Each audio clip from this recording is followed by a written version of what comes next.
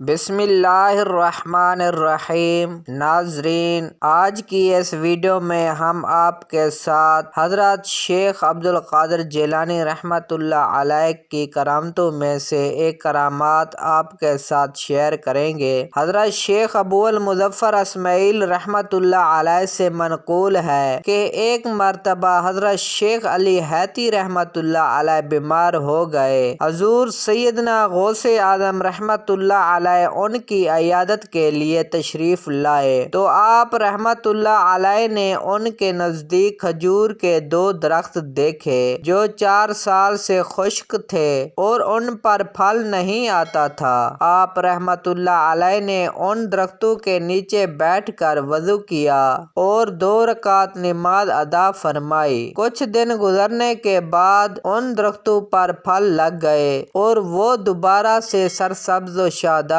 ہو گئے۔ سبحان اللہ۔